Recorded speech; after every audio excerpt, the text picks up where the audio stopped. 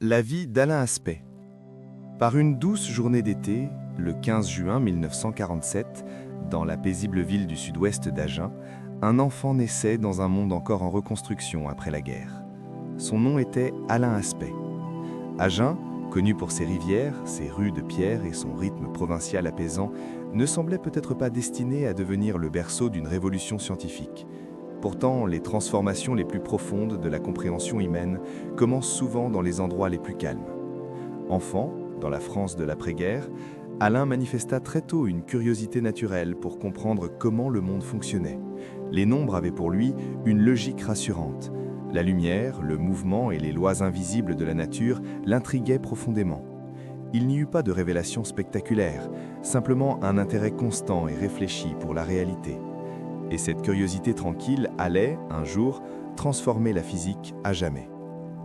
Formation et premier pas scientifique, années 1960-1970. Au milieu des années 1960, Alain quitta les paysages paisibles du Sud-Ouest pour poursuivre des études supérieures en physique. Il fut admis à la prestigieuse École normale supérieure de Cachan, institution réputée pour former certains des plus grands esprits scientifiques français. Il s'y plongea dans les mathématiques, l'optique et la physique théorique. En 1969, il réussit l'agrégation de physique, l'un des concours les plus exigeants de France, preuve de sa rigueur et de sa profondeur intellectuelle. Mais Alain ne souhaitait pas seulement transmettre des connaissances établies, il voulait explorer l'inconnu. Au début des années 1970, il entreprit un doctorat en optique quantique à l'Université Paris-Sud. En 1974, il soutint sa thèse de doctorat.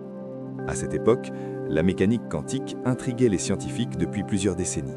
Elle décrivait un monde microscopique étrange, où les particules pouvaient se comporter comme des ondes et où la certitude semblait céder la place à la probabilité. Mais une question demeurait. L'univers est-il réellement aussi étrange que le suggère la théorie quantique? Alain Aspect décida de le découvrir. Les expériences sur les inégalités de Bell, 1980-1982.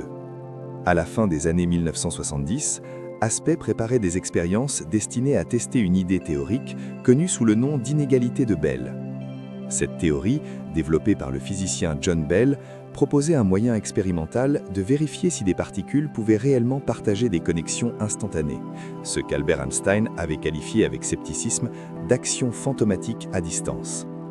Entre 1980 et 1982, dans des laboratoires soigneusement contrôlés, Aspect et son équipe réalisèrent une série d'expériences décisives. Ils mesuraient des paires de photons intriqués, des particules de lumière, séparées dans l'espace. Les résultats furent clairs. La nature violait les inégalités de Bell. L'univers ne se comportait pas selon l'intuition classique. Il suivait les prédictions surprenantes de la mécanique quantique. Des particules, une fois liées, semblaient rester connectées, même à distance. Ces expériences ne répondaient pas seulement à une question philosophique. Elles posaient les bases de ce que l'on appelle aujourd'hui les sciences de l'information quantique, domaine à l'origine de la cryptographie quantique, des réseaux quantiques et de l'informatique quantique. Dans le silence des laboratoires, avec des instruments précis et une patience méthodique, Alain Aspect contribua à ouvrir l'avenir technologique. Direction académique et carrière scientifique, années 1980-1910. Après ses succès expérimentaux, Alain poursuivit son parcours scientifique. Il devint une figure majeure de la recherche au CNRS, le Centre national de la recherche scientifique. Il travailla ensuite à l'Institut d'Optique Graduate School avant de devenir professeur à la prestigieuse École polytechnique. Au fil des décennies, il forma de nombreux étudiants, développa des expériences en physique atomique et renforça la position de la France dans le domaine des sciences quantiques. Ses collègues le décrivent comme réfléchi, précis et profondément collaboratif. Il ne recherchait pas la célébrité, il suivait les questions. Et grâce à cette constance, ses premières expériences gagnèrent progressivement une reconnaissance mondiale. Distinction et reconnaissance internationale. La reconnaissance vint progressivement, puis de manière éclatante. En 1985, il reçut la médaille d'argent du CNRS. En 2005, il fut honoré par la Gold Medal of the CNRS, l'une des plus hautes distinctions scientifiques françaises. Il devint membre de la French Academy of Science. Puis, en octobre 2022, l'annonce tomba. Alain Aspect reçut le Nobel Prize in Physics, partagé avec John Clauser et Anton Zeilinger. Le comité Nobel les récompensa pour leurs expériences avec des photons intriqués et pour avoir établi la violation des inégalités de Bell. Ce fut un moment reliant des décennies de recherche silencieuse à une reconnaissance mondiale. D'Agen à Stockholm, de la curiosité à l'histoire. Vie familiale et personnalité. Malgré sa renommée internationale, Alain Aspect est resté un homme discret et profondément attaché à l'essentiel. Marié et femme de famille, il a toujours veillé à maintenir un équilibre entre vie professionnelle et vie personnelle. Ceux qui le connaissent parlent d'humilité. Il rappelle souvent que la science fondamentale demande du temps, parfois des décennies, avant que son importance ne devienne évidente.